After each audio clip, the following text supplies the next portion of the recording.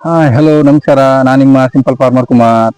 ಈ ವಿಡಿಯೋದಲ್ಲಿ ಸರ್ಕಾರಿ ಸೌಲಭ್ಯಗಳು ರೈತರಿಗೆ ಯಾವ ತರ ಸಿಗುತ್ತೆ, ಯಾವ ತರ ಸಹಕಾರಿಯಾಗಿದೆ ಅನ್ನೋದ್ರ ಬಗ್ಗೆ ತಿಳಿಸ್ಕೊಡ್ತೀನಿ ಕಂಪ್ಲೀಟ್ ಆಗಿ. ಯಾರು ಕೂಡ ಮಿಸ್ ಮಾಡಬೇಡಿ, ಪ್ರತಿಯೊಬ್ಬ ರೈತರು ಕೂಡ ನೋಡಿ, ಶೇರ್ ಮಾಡಿ, ಕೊನೆ ತನಕ ನೋಡಿ, ಎಲ್ಲೂ ಸ್ಕಿಪ್ ಮಾಡಬೇಡಿ.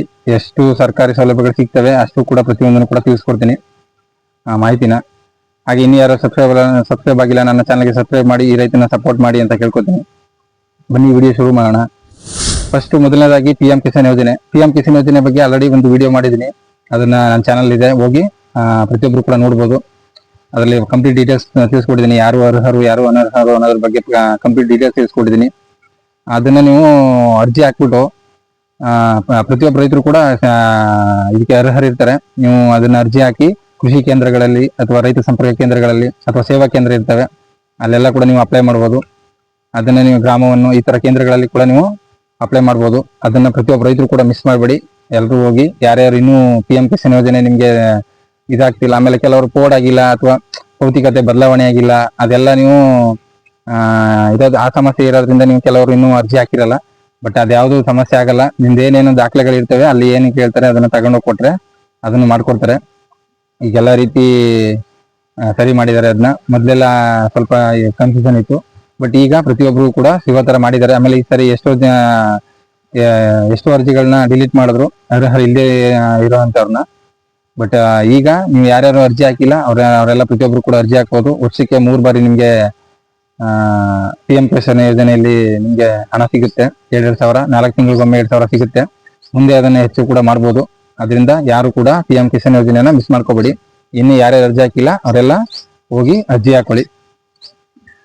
ಎರಡನೇದು ಬೆಳೆ ವಿಮೆ. ಬೆಳೆ ವಿಮೆ ಯಾಕಪ್ಪ ಮಾಡ್ಬೇಕು ಅಂತಂದ್ರೆ, ಈಗ ಈ ಸರಿ ಮಳೆನೇ ಕರೆಕ್ಟಾಗಿ ಆಗಿಲ್ಲ. ನೀವು ನೋಡಿದಂಗೆ 2 ವರ್ಷದಿಂದ ಬೇಸಿಗೆ ತುಂಬಾ ಕಾಡ್ತಾ ಇದೆ. ಅದರಿಂದ ಈಗ ಬಿತ್ತನೆ ಮಾಡೋದಷ್ಟೇ ಅಲ್ಲ ರೈತರ ಕೆಲಸ. ನೀವು ಈಗ ಬಿತ್ತನೆ ಮಾಡಿದ ತಕ್ಷಣ ಅದ್ರಲ್ಲಿ ಏನು ಬೆಳೆ ಬರಲಿಲ್ಲ ಅಂತಂದ್ರೆ ತುಂಬಾ ನಷ್ಟ ಆಗ್ಬಿಡುತ್ತೆ.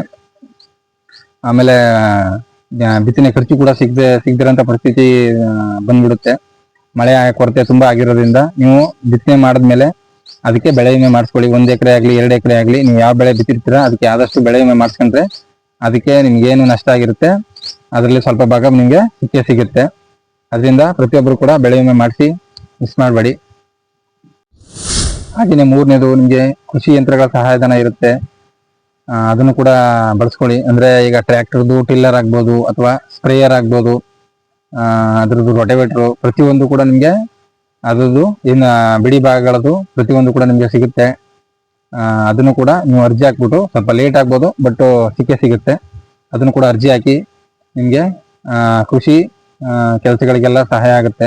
ಹೊರಗಡೆಯಿಂದ ತಂದ್ರೆ ಸಹಾಯಧನ ಇಲ್ಲದೆ ತುಂಬಾ ಹೆಚ್ಚಿಗೆ ದುಡ್ಡು ಕೊಟ್ಟು ತರಬೇಕಾಗುತ್ತೆ. ಅದರಿಂದ ಆ ಥರ ಎಲ್ಲ ತರೋಕ್ಕಾಗಲ್ಲ, ತುಂಬಾ ಖರ್ಚು ಮಾಡಿ. ಅದು ಒಂದು 6 ತಿಂಗಳಾಗ್ಬೋದು, ವರ್ಷ ಆಗ್ಬೋದು, ಬಂದೇ ಬರುತ್ತೆ. ಬಟ್ ಅರ್ಜಿ ಹಾಕಿ, ನಿಮಗೆ ಸಿಗುತ್ತೆ. ಆಮೇಲೆ 4ನೇದು ಸ್ಪ್ರಿಂಕ್ಲರು, ಹನಿ ನೀರಾವರಿ, ಇವೆರಡಕ್ಕೂ ಕೂಡ ನಿಮಗೆ ಸಹಾಯಧನ ಇದೆ. ಆಲ್ಮೋಸ್ಟ್ 90% ನಿಮಗೆ ಅದ್ರದ್ದು ಸಬ್ಸಿಡಿ ಸಿಗುತ್ತೆ. ಪ್ರತಿಯೊಬ್ಬರು ಕೂಡ ಅದನ್ನ ಉಪಯೋಗ ಮಾಡ್ಕೊಳ್ಳಿ. ಈಗ 1 ಎಕರೆಗೆ ನೀವು ಎಲ್ಲ ಇದು ಮಾಡ್ಬೇಕು ಅಂತಂದ್ರೆ, ಹನಿ ನೀರಾವರಿ ಅಂದ್ರೆ ಡ್ರಿಪ್ ಎಲ್ಲ ಮಾಡ್ಬೇಕು ಅಂತಂದ್ರೆ ಆಲ್ಮೋಸ್ಟ್ 50,000 ಆ ಥರ ಎಲ್ಲ ಖರ್ಚಾಗುತ್ತೆ. ಸೊ ನಿಮ್ಗೆ ಆಲ್ಮೋಸ್ಟ್ 90% ನಿಮ್ಗೆ ಸಹಾಯಧನ ಸಿಗೋದ್ರಿಂದ ನಿಮ್ಗೆ ಏನು ಒಂದು 5,000 ರಿಂದ 10,000 ಅಷ್ಟೇ ನಿಮ್ಗೆ ಕೊನೆಯಲ್ಲಿ ಖರ್ಚಾಗಂತ. ನಿಮ್ಗೆ ಸಬ್ಸಿಡಿಲಿ ಆಲ್ಮೋಸ್ಟ್ ಎಲ್ಲ 90% ಬಂದ್ಬಿಡುತ್ತೆ. ಅದನ್ನ ಪ್ರತಿಯೊಬ್ಬರು ರೈತರು ಕೂಡ ಬಳಸ್ಕೊಳ್ಳಿ. ಯಾಕಂದ್ರೆ ಸರ್ಕಾರ ಅಷ್ಟೆಲ್ಲ ಸೌಲಭ್ಯ ಮಾಡ್ತಾ ಇದ್ದಾಗ ನಾವು ಅದನ್ನ ಬಳಸ್ಕೋಬೇಕು. ಸ್ವಲ್ಪ ದಿನ ಲೇಟ್ ಆಗ್ಬೋದು, ಬಟ್ ಅದನ್ನ ಅರ್ಜಿ ಹಾಕಿ ಕರೆಕ್ಟ್ ಆಗಿ ಏನು ದಾಖಲೆ ಕೇಳಿರ್ತಾರೆ ಅದನ್ನ ಕೊಟ್ಬಿಟ್ಟು ನೀವು ಅದನ್ನ ಬಳಸ್ಕೊಳ್ಳಿ. ಇನ್ನು ಮಣ್ಣಿನ ಪರೀಕ್ಷೆ ಮಾಡಿಸಿ, ಅದು ಕೂಡ ನಿಮ್ಗೆ ಮುಖ್ಯವಾಗಿ ಮಾಡ್ಬೇಕಾಗಿರೋಂಥ ಕೆಲಸಗಳು. ಪ್ರತಿಯೊಬ್ಬ ಕೃಷಿಕ ಕೂಡ ಅದನ್ನ ರೈತ ಕೂಡ ಮಾಡಿಸ್ಬೇಕು. ಮಣ್ಣಿನಲ್ಲೆಲ್ಲ ಸಾರಾಂಶ ತಿಳ್ಕೋಬೇಕು, ನಾವು ಯಾವ ಗೊಬ್ಬರ ಕೊಡಬೇಕು ಕೊಡಬಾರ್ದು ಅನ್ನೋದ್ರ ಬಗ್ಗೆ ಮಾಹಿತಿ ಗೊತ್ತಾಗಬೇಕು ಅಂತಂದ್ರೆ ಪ್ರತಿಯೊಬ್ಬರು ಕೂಡ ಮಣ್ಣಿನ ಪರೀಕ್ಷೆ ಮಾಡಿಸ್ಕೊಳ್ಳಿ. ಇನ್ನು 6ನೇದು, ಅದರಲ್ಲಿರೋ ಕೃಷಿ ಇಲಾಖೆಗಳಲ್ಲಿ ಪಶುಸಂಗೋಪನೆ ಅಥವಾ ಇನ್ನಿತರ ತರಬೇತಿಗಳನ್ನ ಕೊಡ್ತಾರೆ, ಅದನ್ನು ಕೂಡ ಬಳಸ್ಕೊಳ್ಳಿ. ಯಾವ ತರಬೇತಿಗಳು ನಿಮ್ಗೆ ಸೌಲಭ್ಯ ಇರ್ತವೆ ಅನ್ನೋದನ್ನ ತಿಳ್ಕೊಂಡು ಕೃಷಿ ಕಚೇರಿಗಳಿಗೆ ಭೇಟಿ ನೀಡಿ, ಅಲ್ಲಿ ಯಾವ ತರ ನಮ್ಗೆ ತರಬೇತಿಗಳು ಕೊಡ್ತಾರೆ, ಯಾವ ತರ ಸೌಲಭ್ಯ ಇದೆ, ಟ್ರೈನಿಂಗ್ ಎಲ್ಲ ಇರುತ್ತೆ, ಅದನ್ನ ಕೂಡ ನೀವು ಬಳಸ್ಕೋಬಹುದು. ಹಲವಾರು ರೀತಿ ತರಬೇತಿಗಳನ್ನ ಕೊಡ್ತಾರೆ, ಪ್ರತಿ ವರ್ಷನೂ ಕೂಡ ಕಂಡಕ್ಟ್ ಮಾಡ್ತಾರೆ. ಅಲ್ಲೋಗಿ ನೀವು ಯಾವ್ದು ಬೇಕು ಅದನ್ನ ಅರ್ಜಿ ಹಾಕಿ ಅದನ್ನು ಕೂಡ ಸದುಪಯೋಗ ಮಾಡ್ಕೋಬಹುದು. ಇನ್ನು ತೋಟಗಾರಿಕೆ ಬೆಳೆಗಳ ಬಗ್ಗೆ ಅಲ್ಲಿ ಕೂಡ ನಿಮ್ಗೆ ಪ್ರತಿಯೊಂದು ಕೂಡ ತರಬೇತಿ ಇರ್ತವೆ. ಈಗ ಯಾವ ಬೆಳೆ ಬೆಳಿಬೇಕು, ಅದ್ರ ಬಗ್ಗೆ ಬೆಳೆ ಬಗ್ಗೆ ಸಂಪೂರ್ಣ ಮಾಹಿತಿಗಳು, ಬಾಳೆ ಆಗ್ಬೋದು ಅಥವಾ ಅರಿಶಿನ, ಪ್ರತಿಯೊಂದು ಬೆಳೆ ನೀವು ಯಾವ ತರಕಾರಿ ಬೆಳೆಗಳಾಗ್ಬೋದು, ಮಸಾಲ ಪದಾರ್ಥಗಳ ಬೆಳೆ, ಪ್ರತಿಯೊಂದು ಬೆಳೆಯೂ ಕೂಡ ಅಲ್ಲಿ ತರಬೇತಿ ಇರುತ್ತೆ. ನಿಮಗೆ ಏನ್ ಮಾಹಿತಿ ಬೇಕು ಪ್ರತಿಯೊಂದು ಮಾಹಿತಿಯನ್ನು ತಿಳಿಸ್ಕೊಡ್ತಾರೆ. ಯಾವುದೇ ರೀತಿ ಗೊಂದಲ ಮಾಡ್ಕೊಳ್ಳೋ ಅವಶ್ಯಕತೆ ಇರಲ್ಲ. ಬೆಳೆಗಳಲ್ಲಿ ನಿಮ್ಗೆ ಗೊತ್ತಿಲ್ಲ ಮಾಹಿತಿ ಅಂತಂದ್ರೆ ಪ್ರತಿಯೊಂದು ಕೂಡ ಅದರಲ್ಲಿ ಮಾಹಿತಿ ತಿಳಿಸ್ಕೊಡ್ತಾರೆ. ಅವುಗಳನ್ನೆಲ್ಲ ನೀವು ಮಿಸ್ ಮಾಡದೆ ನಿಮ್ಗೆ ಆಸಕ್ತಿ ಇದ್ರೆ ಪ್ರತಿಯೊಬ್ಬರು ಕೂಡ ಅದನ್ನ ಬಳಸ್ಕೋಬಹುದು.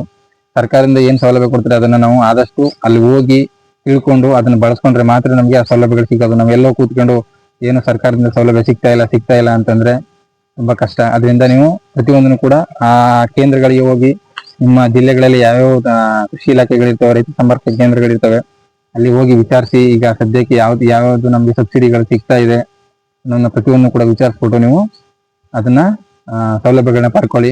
ಯಾವುದೇ ಕಾರಣಕ್ಕೂ ಕೂಡ ಯಾವ್ದನ್ನು ಮಿಸ್ ಮಾಡ್ಕೋಬೇಡಿ. ಆದಷ್ಟು ಅರ್ಜಿ ಹಾಕಿ ಒಂದಲ್ಲ ಒಂದು ದಿನ ಬಂದೇ ಬರುತ್ತವೆ.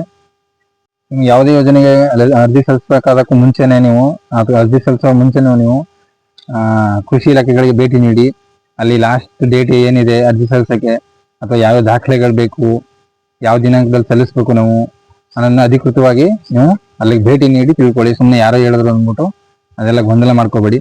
ಪ್ರತಿಯೊಬ್ರು ಕೂಡ ಏನಾದ್ರು ಅರ್ಜಿ ಸಲ್ಲಿಸಬೇಕು ಅಂತಂದ್ರೆ ಅಲ್ಲಿಗೆ ಹೋಗ್ಬಿಟ್ಟು ಕೃಷಿ ಇಲಾಖೆಗೆ ಅಥವಾ ರೈತ ಸಂಪರ್ಕ ಕೇಂದ್ರಕ್ಕೆ ಹೋಗ್ಬಿಟ್ಟು ಅಲ್ಲಿ ಯಾವ ತರ ನಮ್ಗೆ ಸಬ್ಸಿಡಿ ಸಿಗ್ತಾ ಇದೆ, ಸದ್ಯಕ್ಕೆ ಯಾವ್ದಿದೆ, ನಾವು ಯಾವ ಅರ್ಜಿ ಹಾಕ್ಬೋದು ಅನ್ನೋದನ್ನ ನೀವು ತಿಳ್ಕೊಂಡು ಆಮೇಲೆ ಅರ್ಜಿ ಸಲ್ಲಿಸಿ. ಪ್ರತಿಯೊಬ್ರು ಕೂಡ ಏನ್ ಸಿಗ್ಬೇಕು ಪ್ರತಿಯೊಬ್ರು ಕೂಡ ಅದು ಬಂದೇ ಬರುತ್ತೆ. ಸೊ ಪ್ರತಿಯೊಬ್ರು ಕೂಡ ಈ ವಿಡಿಯೋನ ನೋಡಿದೀರಾ, ಸಬ್ಸ್ಕ್ರೈಬ್ ಮಾಡಿ, ನನ್ನ ಚಾನಲ್ಗೆ ಸಪೋರ್ಟ್ ಮಾಡಿ ಅಂತ ಕೇಳ್ಕೊತೀನಿ. ಸಿಗೋಣ ಮುಂದಿನ ವಿಡಿಯೋದಲ್ಲಿ. ಬಾಯ್ ಬಾಯ್.